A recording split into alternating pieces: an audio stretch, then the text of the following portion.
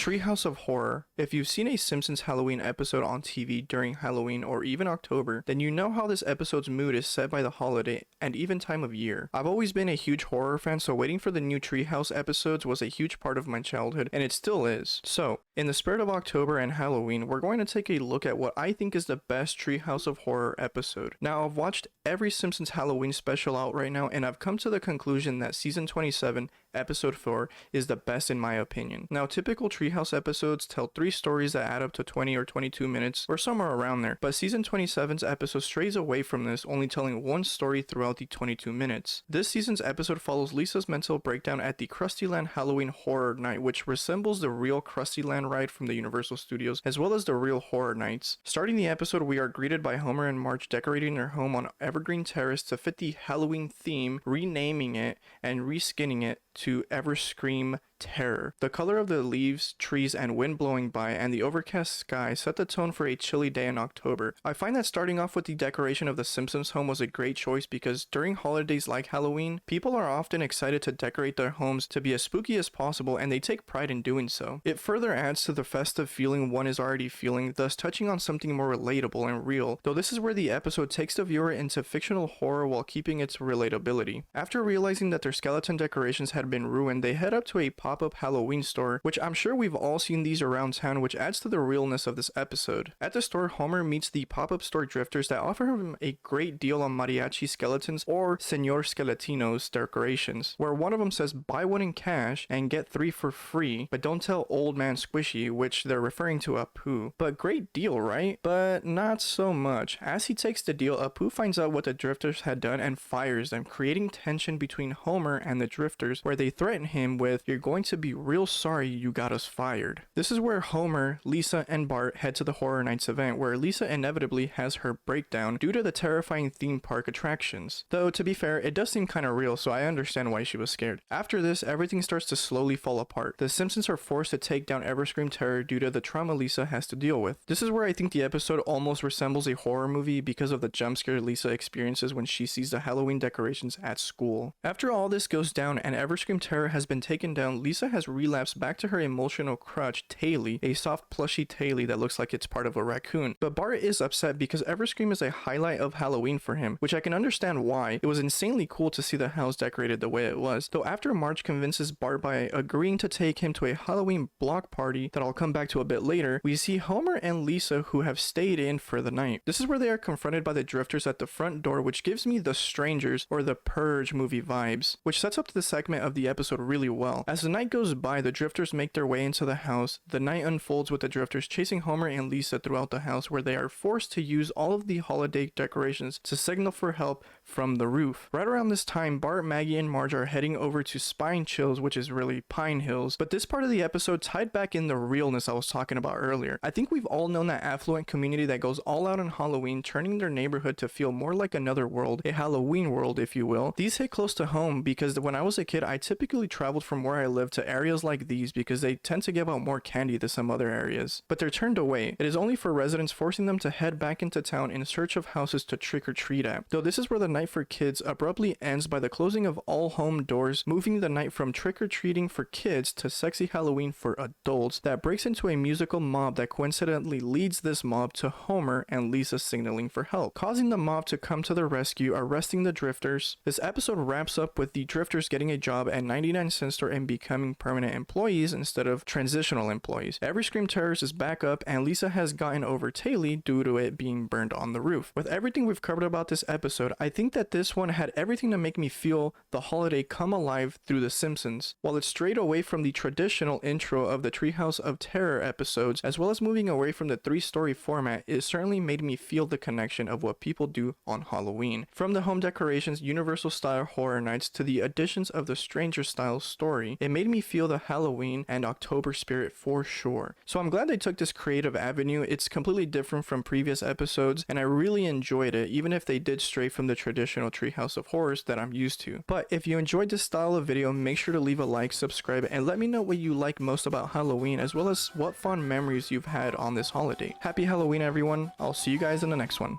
Bye.